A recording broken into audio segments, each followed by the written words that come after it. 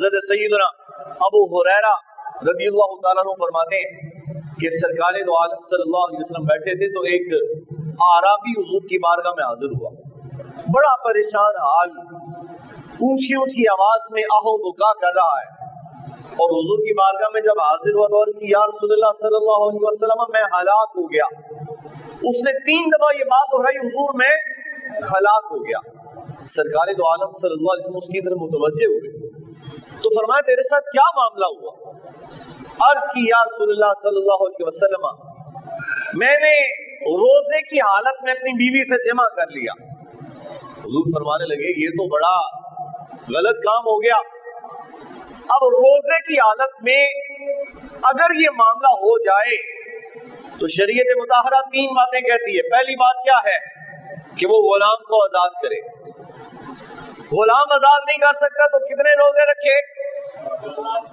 بولو تو صحیح، 60 روزے رکھے لگاتار۔ اگر ایک بھی دن کا ناغہ ہو گیا تو 60 دوبارہ رکھنے پڑیں گے۔ اور تیسرا کفارہ یہ ہے کہ 60 مسکینوں کو پیٹ بھر کے 2 وقت کا کھانا کھلائے۔ کتنے کفارے ہو گئے؟ ملو نا میرے ساتھ۔ پہلا کفارہ کیا؟ 2 مہینے غلام آزاد کرے، دوسرا کفارہ 2 مہینے لگاتار روزے رکھے، اور تیسرا کفارہ 60 مسکینوں کو 2 وقت کا کھانا کھلائے۔ حضور فرمایا غلام آزاد کر۔ اس نے کہا حضور میں غریب آدمی ہوں، میرے پاس تو کوئی غلام ہی نہیں، تو محبوب میں تو غلام آزاد نہیں کر سکتا۔ فرمایا اچھا پھر غلام آزاد نہیں کر سکتے تو 2 مہینے کے روزے رکھو۔ تو اس نے عرض کی حضور 2 مہینے کے روزے تو میں تو یہ چند دن کے روزے نہیں رکھ سکا، یہاں یہ کام ہو گیا تو 2 مہینے کے روزے تو اور مشکل کام ہے۔ سرکار دو عالم صلی اللہ علیہ وسلم فرمانے لگے اچھا نہ تو غلام آزاد کرنے کی طاقت رکھتا ہے، نہ 2 مہینے کے روزے رکھ سکتا ہے، تو پھر ایسا کرو کہ 60 مسکینوں کو 2 وقت کا کھانا کھلاؤ۔ عرض کی حضور میں غریب آدمی ہوں، میں تو یہ طاقت بھی نہیں رکھتا۔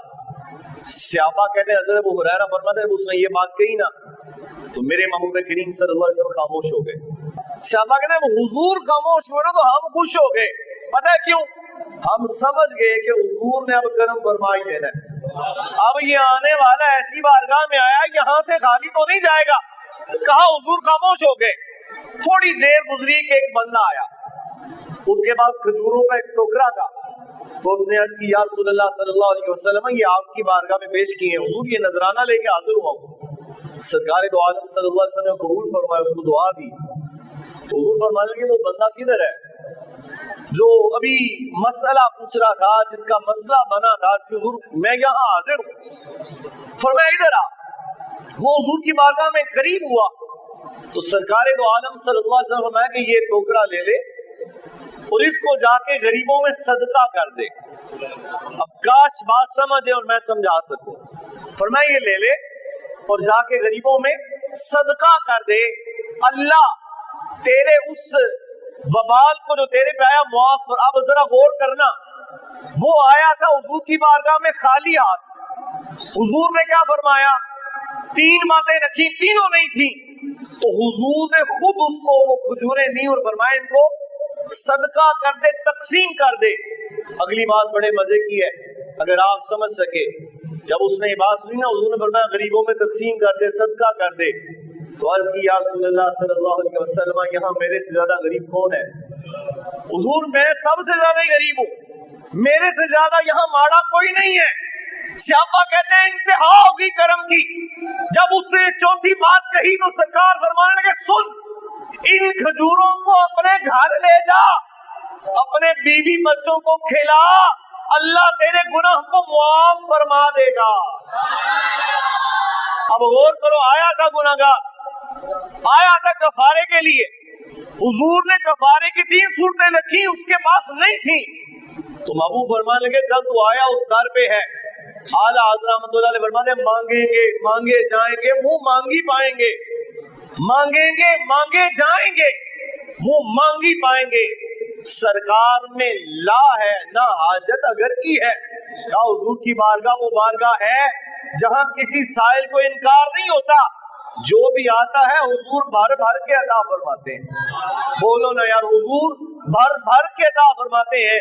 تو وہ بندہ जो कफारा देने के लिए आया था, महबूब ने उसी को वो खजूरों का टोकरा अता फरमाया, पर मैं खुद खा ले, अपने बीवी बच्चों को खिला दे, अल्लाह तेरी तरफ से कफारे को कबूल फरमा लेगा।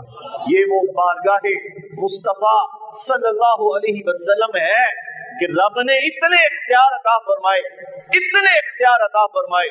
बल्कि आपको पता है, कुछ लोग हुजूर की बारगाह में हाजिर हुए, अर्ज की या रसूलल्लाह सल्लल्लाहु अलैहि वसल्लम, मैं आपका कलमा पढ़ता हूँ, मैं मुसलमान हूँ, आपकी गवाही देता हूँ, लेकिन हुजूर लोगों ने बड़े बड़े मौजज़े देखे हैं, तो मैंने कोई मौजज़ा नहीं देखा, तो या रसूलल्लाह मैं भी कोई मौजज़ा देखना चाहता हूँ। तो सरकार ने पता क्या फरमाया? हुजूर फरमाया, बता क्या मौजज़ा देखना चाहता है। अब काश आप समझे ना बात। अब ये नहीं फरमाया कि मैं ये दिखा सकता हूँ, फरमाया तू बता, तू क्या देखना चाहता है। तो उसने पता क्या अर्ज की? उसने अर्ज की, या रसूलल्लाह सल्लल्लाहु अलैहि वसल्लम, वो सामने दरख्त है, अगर वो दरख्त आपकी बारगाह में आ जाए और आकर आपको सलाम करे, तो फिर मैं भी लोगों को बताऊंगा मैंने भी हुजूर का मौजज़ा देखा है। तो महबूब ने ये नहीं फरमाया कुछ और मांग ले, अभी वक्त नहीं है, अभी पूछेंगे, इजाजत मिली तो फिर है। आला ने मालिके कौनैन बना दिया रब ने महबूब को। हुजूर ने पता उससे क्या फरमाया? फरमाया तू जा, खुद उस दरख्त के पास जा और उस दरख्त से जाके कह तुझे सरकार बुला रहे हैं। पढ़ो ना यार सुभान। काश काश कोई हमें भी आके ये पैगाम सुनाए, तुझे सरकार बुला रहे हैं जी। काश ये परवाना हमें भी मिल जाए, कोई आके के हुजूर बुला रहे हैं, मदीने का टिकट मिल जाए, हम भी मदीने से हो आए, कहा जाके उस दरख्त से कहे तुझे सरकार बुला रहे हैं। अब जब ये सहाबी उसके पास गए और दरख्त से जाके कहा तुझे सरकार बुला रहे हैं, तो जरा सोचो तो सही दरख्त का क्या आलम होगा। बोलो ना यार, क्या मोहब्बत का आलम होगा। मैं कहता हूँ आज किसी को ये खबर मिले कि आप मदीने जा रहे हैं, तो उसकी खुशी संभाली नहीं जाती। तो जिस दरख्त को ये खबर मिली हो कि तुझे सरकार बुला रहे हैं, उसकी खुशी का आलम क्या होगा। तो जब कहा ना सरकार बुला रहे हैं, तो सहाबी कहते दरख्त ने जमीन से रज्जड़े निकाली और वो चलता हुआ हुजूर की बारगाह में हाजिर हुआ। हुजूर ने फरमाया दरख्त बता तू किस चीज की गवाही देता है। अर्ज की हुजूर मैं गवाही देता हूँ आप अल्लाह के सच्चे रसूल बन के आए। बोलो ना यार, आप अल्लाह के सच्चे रसूल बन के आए, मैं आपकी रिसालत की गवाही देता हूँ। हुजूर मुस्कुराए और फरमाया जा अपनी जगह पे वापस लग जा जाके। अब आज भी देखो, अगर जड़ों से दरख्त निकले तो साइंस कहती है हवा लग जाती है, दोबारा पौधा नहीं लगता, लेकिन हुजूर की बारगाह में आए तो हवा लगती नहीं बल्कि हवाएं देने वाला बन जाता है। वो दरख्त भी कमाल बन जाता है। क्यों? कि ये वो दरख्त था जो बारगाह मुस्तफा सल्लल्लाहु अलैहि वसल्लम में जाके हाजिर हुआ था। तो अल्लाह करीम ने अपने तमाम अंबिया को इख्तियारात अता फरमाए, लेकिन जो इख्तियार रब ने अपने महबूब को अता फरमाए वो किसी और को अता नहीं फरमाए। जो शाने रब ने अपने महबूब को अता फरमाई वो किसी और को अता नहीं फरमाई। कयामत का दिन होगा, जिस भी नबी के पास लोग जाएंगे वो कहेगा इज़हाबू इला गैरी, वो कहेगा जाओ किसी और के पास चले जाओ, जाओ किसी और के पास चले जाओ, इज़हाबू इला गैरी। तो फिर सारे फैसला करेंगे किसके पास जाएं। तो आवाज है कि आज एक ही जात है। बोलो ना यार, आज एक ही जात है जो रब के इस गजब को ठंडा करेगी। तो लोग सारे हुजूर की बारगाह में हाजिर हो जाएंगे और हुजूर फरमाएंगे अना लहा, फरमाएंगे आज मैं ही तो हूँ जिसकी शफाअत को रब कबूल फरमाएगा। सबसे पहले कयामत वाले दिन, सख्ती के दिन, वो गजब वाले दिन में भी जो हस्ती हमारे काम आएगी वो सरकारे दो आलम सल्लल्लाहु अलैहि वसल्लम की जात है। रब ने शान मर्तबे अता फरमाए।